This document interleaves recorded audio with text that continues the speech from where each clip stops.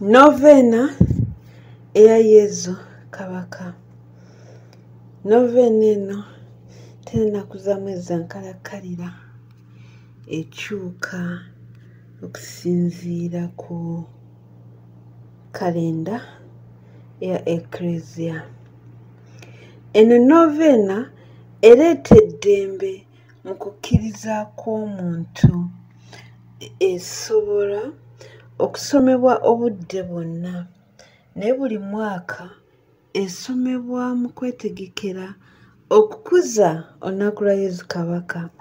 Obwakabaka bwa Yezu bwa bwavu mu mwoyo, abeetoowaze n'abo abeewaayo okwetikka emisalaba gyabwe awatali kwemulugunya, ne bagoberera Yezu. Wakati mu kugezesebwa twegayirira Katonda amulise amakubo gaffe, aggule ebirowoozo byaffe, alambike amakubo gaffe era agumye emitima gyaffe, tusobole okwongera okwekwata ku Kristo Kabaka waffe. Mu kukuza olunaku lwa Yezu Kabaka tusabira abantu bonna bamanye emirembe egiri mu kunoonya Katonda mu bwesimbu ne mu kuzimba obwakabaka bwe. Tutandika n'akabonero ak'okununulwa kwaffe mu linnya lya Paakiri n'erya Mwana n'erya Mwoyo Mutuukirivu. Amiina. Wano twanjula ebyetaago byaffe mu novena eno.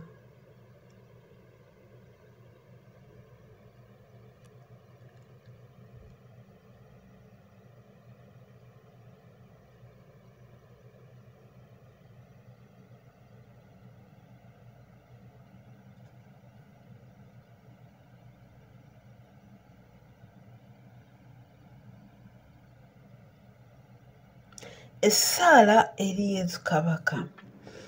Yezu Kristu Katonda, gwe Kabaka w'ensi n'eggulu, gwe entandikwa era enkomerero y'ebintu byonna. Wakola Ecclesia wo abeere abantu abajjulira obulungi obwakabaka bwo.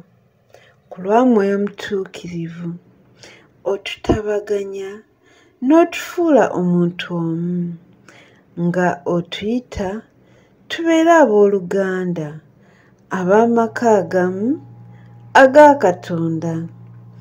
Jjuza emitima gyaffe n'enneema yo tusobole okusigala okumpi naawe nga tuyita mu kusembezebwa n'okubeera ku lusigire lw'abo abali mu bwetaavu, ababoolebwa, abavumirirwa n'abeenyinyalwa. Tuwe obugumiikiriza tusobole okugabana ebikoligo by'abalala era tuwe n'obumalirivu bulijjo okwagala amazima, bulijjo tubeere kumpi naawe. Amiina. Tusoma Kitaffe ali mu ggulu, Ddembe Mariyamu n'ekitiibwa kibe kya Paatiri. Kitaffe ali mu ggulu, erinnya lyo litiibwe, obwakabaka bwo bujje, byagala bikolebwe mu nsi nga bikolebwa mu ggulu. Otuwe emmere yaffe eya buli lunaku, otusonyiwe ebibi byaffe nga naffe tusonyiwa abatukola obubi, totuleka gwa mukemebwa, naye tulokole mu bubi. Amiina. Mirembe Maria, ojjudde enneema, Omukama ali naawe, weewa omukisa mu bakazi bonna, niiza omwana ow'endaayo wa mukisa. Maria omutuukirivu wa Katonda, tusabire ffe aboonoonyi, kankana mu kaseera ak'okufa kwaffe. Amiina. Ekitiibwa kibe kya Paatiri n'ekya Mwana n'ekya Mwoyo Mutuukirivu, nga bwe kyali olubereberye na kankano na bulijjo emirembe n'emirembe. Amiina.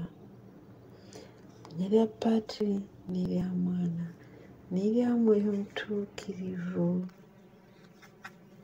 Amiina.